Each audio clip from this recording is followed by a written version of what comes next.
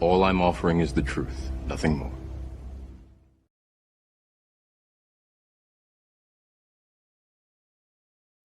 Right? Everything sounds wrong with the picture.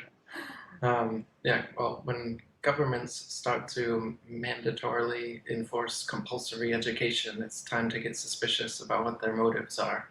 And when that first was introduced around the world, uh, compulsory schooling was only like from age 10 to 12 for a few weeks a year, and it was just reading, writing, arithmetic, this kind of thing.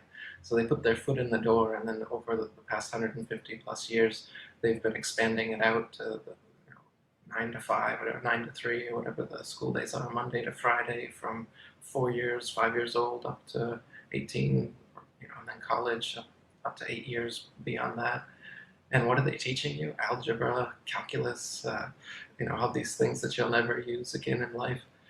And what they're doing is they're putting a bunch of 5-year-olds in a room with 5-year-olds at desks all facing forward to the big boss at the blackboard that gives orders, and everyone else has to compete against one another for the highest grade to try and satisfy the big boss at the blackboard.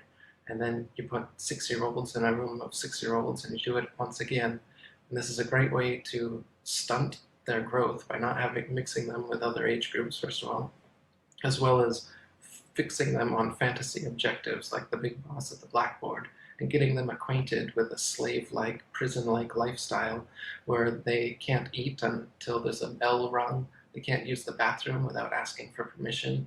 They have to quickly study and memorize. Bell rings, go to another class, and compartmentalize their brain in such a way that they can regurgitate all this stuff and then usually forget it, most of it, shortly afterwards because of the way that this is being done. And so you're just creating a bunch of kids that are good at being bored and forgetting things and looking for personal pleasures outside of school. You can't wait for that bell to ring.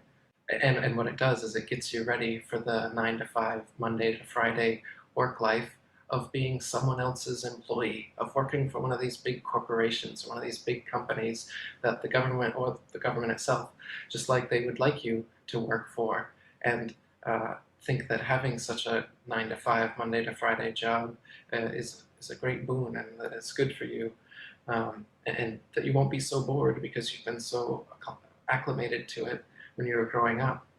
I envision the possibility of a type of school where you don't graduate until you have a business of your own that you've created in which you're doing exactly whatever your passion is, what you want to do.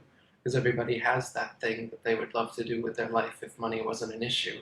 And the real secret is that they don't tell you in school, is that if you just do it and you find a sellable product or service related to your passion, over time, you will eventually make money, you will eventually become successful, and it can and will be the only thing you have to do for a job is exactly what you wanted to do, and you don't have to work for another master. You don't have to, fulfill those fantasy objectives of the boss at the blackboard. And that's all those diplomas and certificates really are, is something to give to an employer to say, please, please be my master, please employ me. Yet all of us should be unemployable if we were already doing the work that we want to do, because we'd already be self-employed and making money, not having to go and use this piece of paper, which this is an expensive piece of paper as far as money and time is concerned, just to be an employee, a wage slave of someone else. I mean, yeah, I have a definite problem with government schooling and the idea that we have to go to university to be employable, these kind of things. No, that's a total fiction. It's a mental construct you are agreeing to and maintaining with ignorance.